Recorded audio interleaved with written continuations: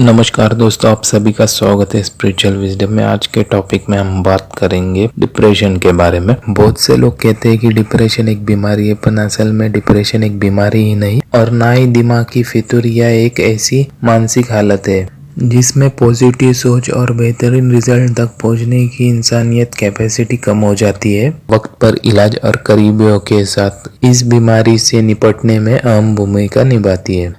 इसे इंसान के उदासी या नुकसान या ऐसे गुस्सों के रूप में समझा जा सकता है जैसे किसी इंसान के गतिविधियों पर असर पड़ता है।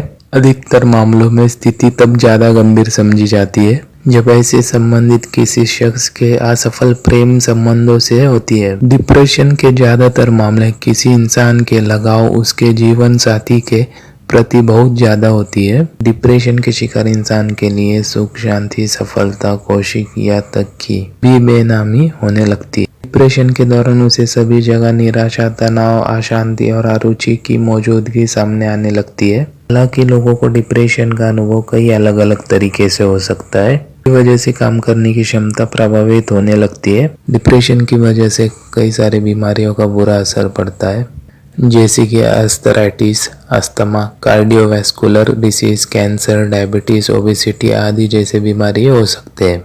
यह जानना महत्वपूर्ण है कि हर किसी के जीवन में उतार चढ़ाव आते रहते हैं।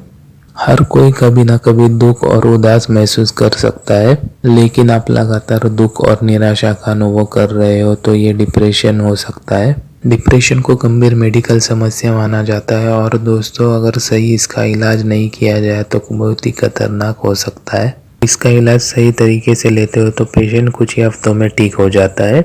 डिप्रेशन पुरुषों, महिला और बच्चों को अलग अलग तरीके से प्रभावित कर सकता है। अगर दोस्तों डिप्रेशन की हालत से अगर बाहर निकलना हो तो दोस्तों के साथ समय बिताइए। डिप्रेशन का लेवल चाहे जो भी हो, लेकिन अगर आप डिप्रेशन के अधिकतर वक्त अपने दोस्तों के साथ बिताते हैं, संभव है कि आप जल्द से जल्द रिकवर हो जाएंगे, क्योंकि दोस्ती वही रिश्ता होती है जिसके सामने आप अपने असली रूप में होते हैं। ना झिझक होती है, ना शर्म होती है और ना ही कोई बेचैनी। आप अपने दिल की बात उनसे बोल सकते हो।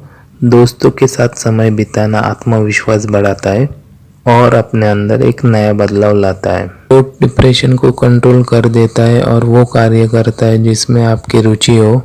अगर देखा जाए तो आयुर्वेदा के हिसाब से डिप्रेशन कोई बीमारी ही नहीं है, ना ही इसका कोई जड़ी बूटी के रूप में औषध है। ये एक साइकोलॉजिकली हेल्थ कंडीशन है जिसे ना तो कोई दवा लेके या ना तो कोई ड्रग लेके कम किया जा सकता है। काफ़ी लोग डिप्रेशन के कारण कई सारे अलग अलग प्रकार के दवा खाते हैं और शराब और धूम्रपान का सेवन करते हैं। उन्हें लगता है कि इससे डिप्रेशन कम होगा, पर ये इसका असर उल्टा हो जाता है। अगर कोई डिप्रेशन का सिचुएशन आता है तो बेहतर यही रहेगा कि आप योगासन, प्राणायाम, ध्यान ऐसी चीज़ों पे ज़्यादा फोकस करना। सही तरीके से समय का पालन करना चाहिए, जैसे कि टाइम पे उठना, टाइम पे खाना, टाइम पे सोना।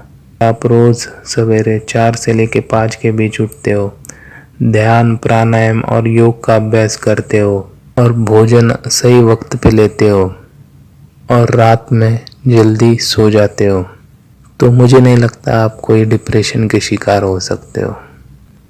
डिप्रेशन के नाम पे साइकियाट्रिस्ट लोगों ने अपना व्यापार खोल के रखा है। कई तरीके के अलग अलग गोलियां खिला देते हैं, इससे डिप्रेशन कम होना तो दूर और भी बढ़ता जाता है और उनका व्यापार भी बढ़ता जाता है। इसलिए दोस्तों, आप अपना पूरा ध्यान योगासन, प्राणायाम और ध्यान पर ही रखना, ना कि साइकियाट्रिस्ट पे रखना। तो दोस्तों, आज के लिए इतना ही। फिर मिलते हैं एक अगले वीडियो में एक नए टॉपिक के साथ। अगर आपको ये वीडियो पसंद आए तो लाइक करना, सब्सक्राइब करना और शेयर करना, और भी ऐसे वीडियो देखने के लिए नोटिफिकेशन बेल आइकन को दबाना।